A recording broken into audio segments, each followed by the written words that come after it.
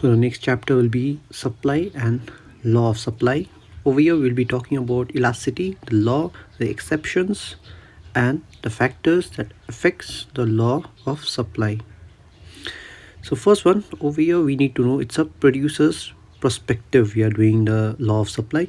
Earlier the demand, it was done for consumer's perspective, looking after the things of a consumer, taking consumer as a main aspect. Over here we did the law of demand. Over here we'll be talking about the producer's perspective. Now what does a producer think if the price is increasing, if the price is decreasing?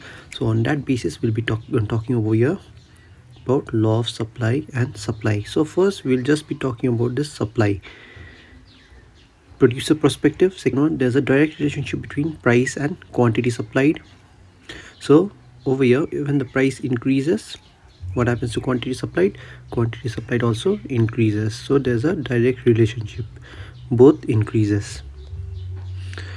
Another thing which should be noted over here that we need to do is supply and stock difference between. I've given difference between later on. We'll be discussing that. And after that, supply function. So let's talk about supply function at first. So it is a interdependence between supply of a commodity and factors determining supply, or we can say it's a functional relationship between factors determining supply. So over here X is the commodity, so factors that affects that supply, that X are PX, FPF, taste, and government, and various other things, various other factors. So those all factors are mentioned over here. So first one is price, factors that affects the supply. First one is price. So we know that when the price increases, supply also increases. So over here I don't think there's anything to explain over here. It can be understood from by just reading it. After that comes price of input. What is price of input? Price of raw material. Input means raw material, with what you make the final output. Now if the price of input increases, let's say price of raw material is increasing, what will happen to supply of that commodity? It will decrease. Why? Because now it takes more money to produce that commodity, so because of that supply decreases. State of technology. If technology is increasing, means if the technology increases means you can produce more and more goods at minimum cost. So when the technology is increasing, supply also increases. Another one, goal of producing firm. Now what does goal of producing firm mean? So what is the main objective of a firm? To earn profit. So if a firm wants to avoid risk, so if we know that a risk taking firm always, what happens if they take a risk, then the profit motive will be very high. They think that if they take more risk, the profit which they will receive will be much more high. So it depends upon the goal of a producing firm. If their goal is to earn profit, they will be taking more of risk. So, and if they don't want much more profit, if they just want just that minimum profit to survive in the market, then they'll be taking less of that risk. After that comes government policy now in the market. So now comes stock. Stock means, another name for stock, you can just write it down. Stock means intended supply, or you can say potential supply, anything potential, intended, or stock. Supply on the other hand, you can just say another name for supply is actual supply. So don't get confused if they ask you what is the difference between potential supply and actual supply. You have to write the difference between stock and supply. Those things you need to just copy it. So it implies, so what is stock? I think you all know what is a stock.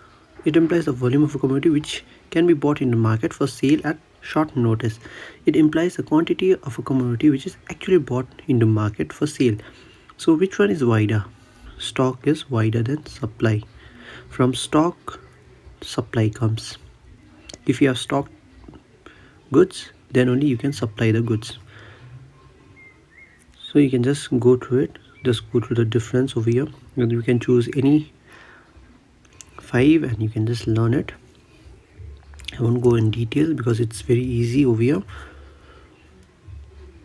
After this comes individual supply schedule. Now earlier we did individual demand schedule, where we just did the demand curve of a one individual commodity. Likewise, over here in some individual supply schedule, we'll be taking price of a commodity and supply of a commodity. So price we have taken 5, 6, 7 and 8, and supply 10, 12, 15 and 20. So we know there's a direct relationship between price and supply. So when the price increases, supply also increases. So that's the reason it is moving upward like this. So it is a table which shows various quantities of a commodity. An individual producer offers a sale at different prices within the time period. This time period aspect you always need to highlight it. So you can just copy it down. So individual schedule, we are taking the perspective of a one supplier selling a product, just like individual demand curve or schedule. Now we'll be talking about market supply schedule. Market means two or more. We know that in demand chapter we did market demand schedule, where we did addition of individual gives us market. Likewise, individual addition of individual supply gives us market supply schedule. So it is a table which shows various quantities of goods that all producers are willing to supply at market price during the time period. So it's addition of individual supply curve. So this SA and SB are two individual curve. So addition of these two will give me market supply curve over here. So I've taken a schedule over here. The price is like this. Price of quantity supplied of A is 3, 6, 8 and 9, and quantity supplied of B is 5, 9, 12 and 4. These two are individuals. So at first I drew this two individual over here, SA. Then I took this price and this and drew this one, SB. After that, in order to find this market supply, I know market supply I find by adding these two individuals. So I just added 3 plus 5, that gave me 8, 6 plus 9, that gave me 15. So by that method I got my market supply, and I simply drew it in this form. Let's see, when the price was 5, it means when the price was over here. What was the supply? Market supply, it was 8. So 8 is somewhere over here. So because of that reason, my first point started from here. Likewise, my second point, when the price was 6, you can see what was the market supply over there. That time it was 15. So 15, 6. So over here 6 and 15 is over here. So because of that reason, my second point is over here. So likewise, the 2 points came from here, 7 and 8 and 20 and 23. Because of that reason, we do it in this form. So it is an addition of these two curves. I got my market supply schedule or supply curve. Another thing to be noted is schedule means this table, a tabular representative. Schedule means this, curve means this. So after this, we move further to law of supply. Now what is law of supply? Just like law of demand, other things remaining constant. What did we say in law of demand? Other things remaining constant. When the price of a commodity increases, in quantity demand it decreases. Likewise over here, we know that supply, what happens, there's a direct relationship. So other things remaining constant, other things means technology, the goal of the firm, the taxes. So there was various factors which we just discussed in the other things means tax affecting supply earlier. So over there we saw technology, taste and preferences, taxes, goal of a firm. So those all things remaining constant. When we just take the price, other things remaining constant.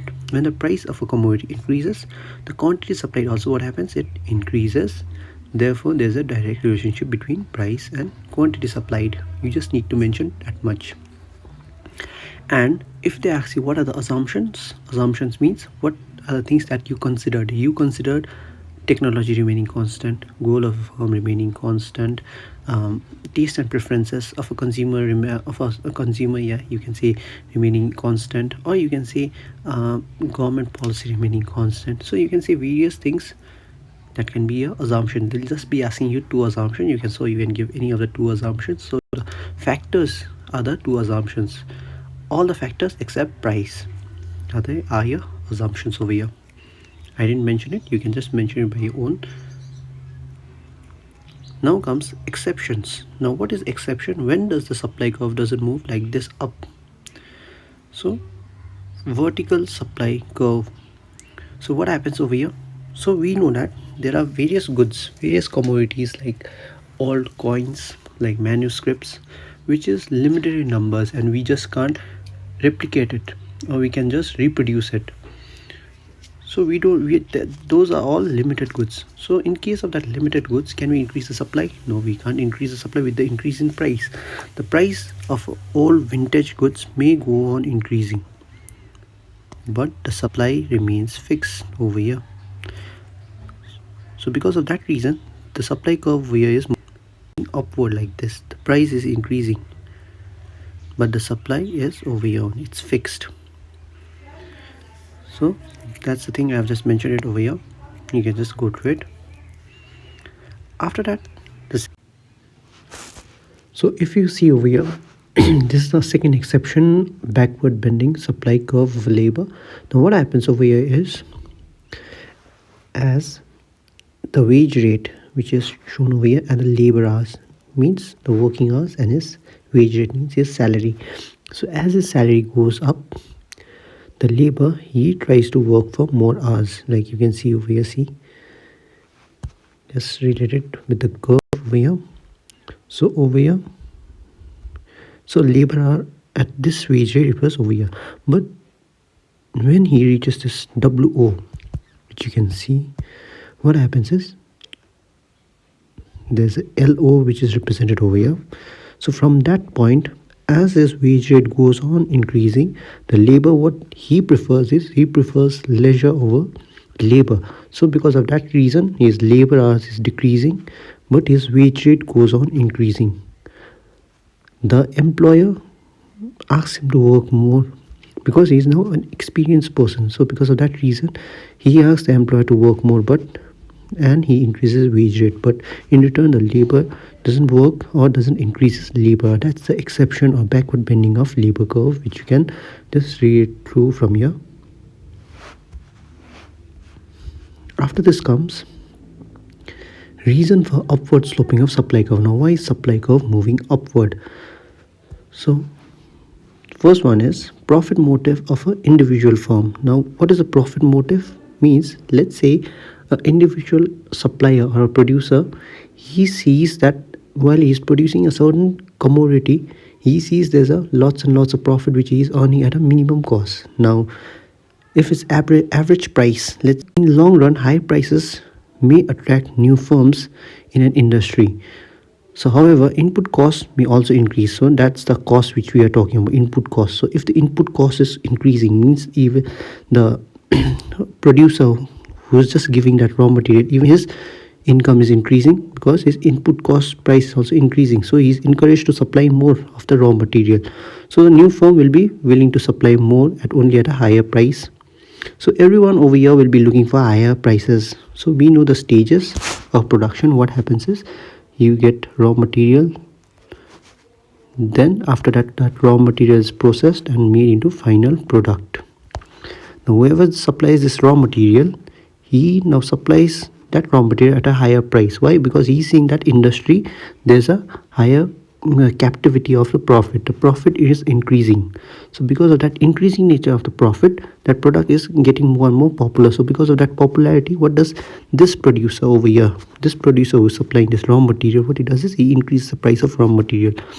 So if he's increasing the price of that raw material, that whole industry, let's say pen industry, the whole pen industry is prospering. Why? Because there's an increasing cost of that industry. So I think it's clear.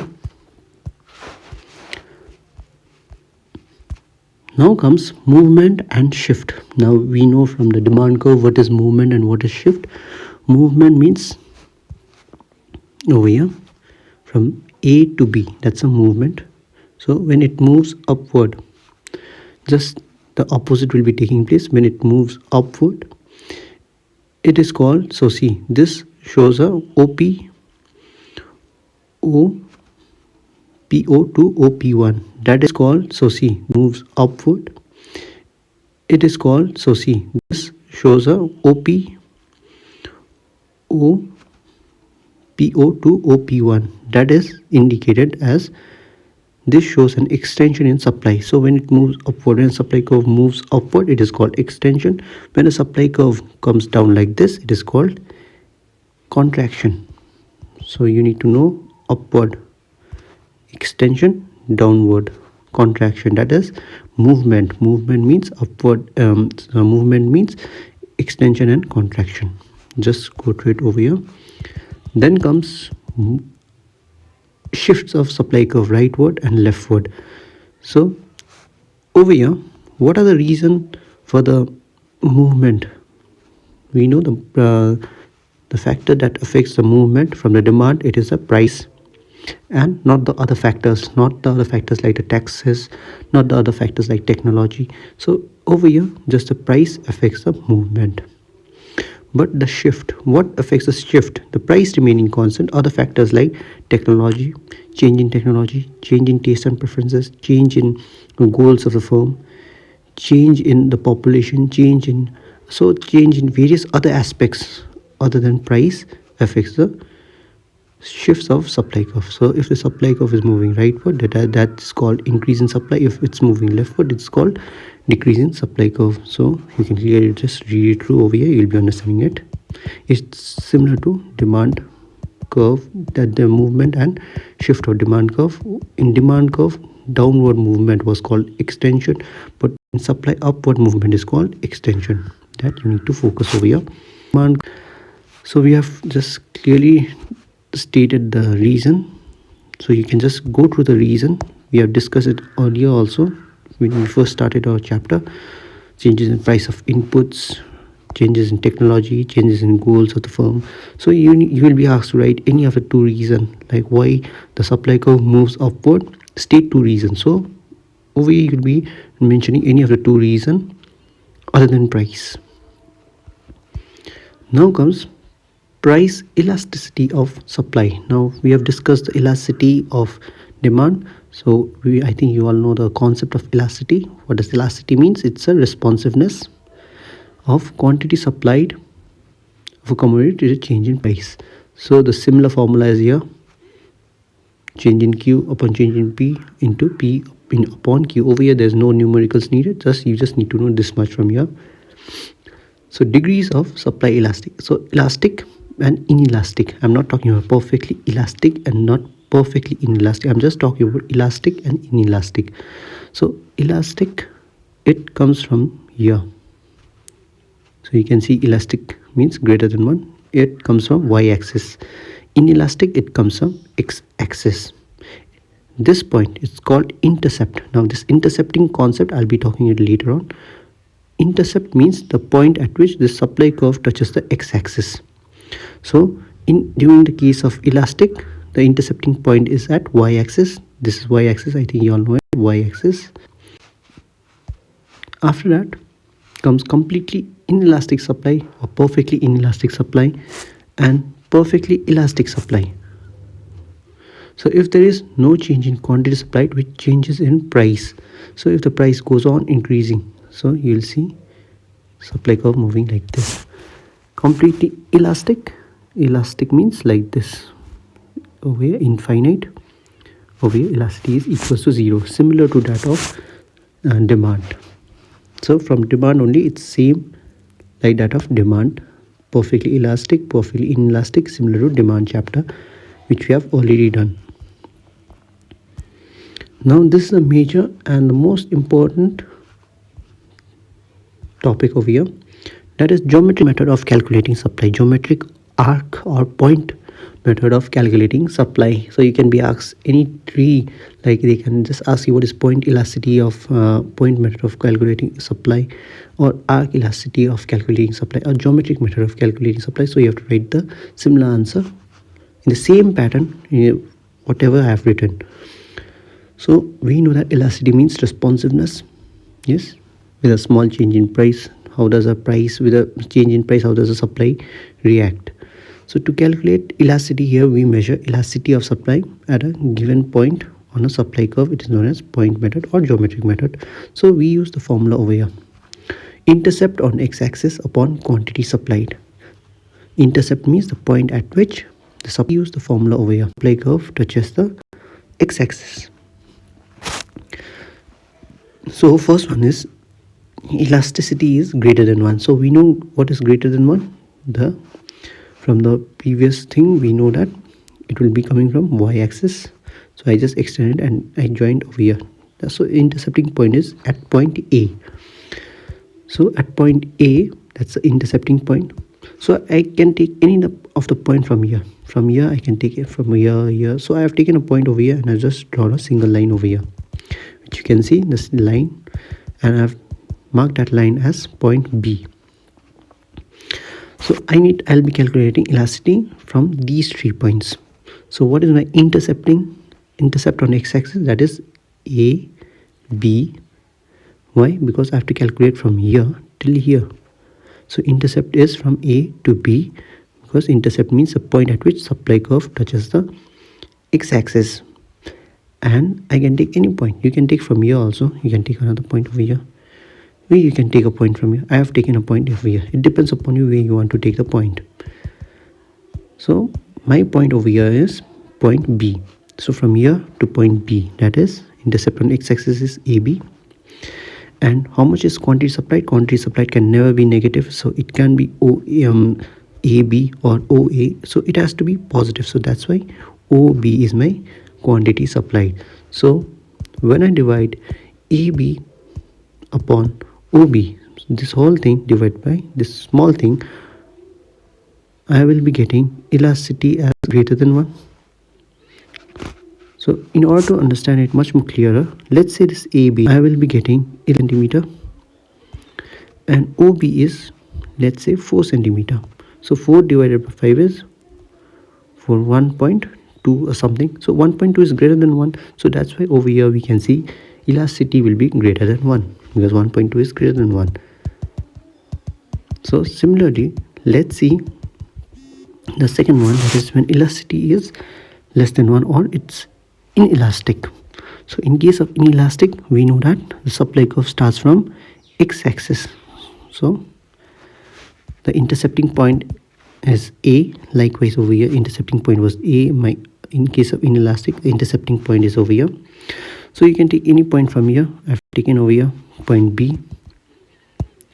So I need to calculate supply from these 3 points. So what is my intercept on x-axis? That is, what is my intercept on x-axis? Where is the point intercepting? So you can clearly see the intercepting point is over here till over here. And what is the quantity supplied? It's O and B. So which one is greater? Is this greater or this greater? We know quantity supplied is greater. So let's say OB was 5 and AB was 2. So 5. So we know intercept on x-axis is 2 divided by 5. So it will be coming in point form. So it will be less than 1. So because of that reason, it is inelastic. After that, the last one that comes is in case of an ES is equals to 1 or unitary elastic. So from here, the origin, the supply curve will be intercepting at point O. So I have just taken a point, that is A. So what is my intercept on x-axis? That is OA. And what is my quantity supply? That is also OA. So OA divided by OA, both get cancelled and I'll be getting 1. So elasticity over here is and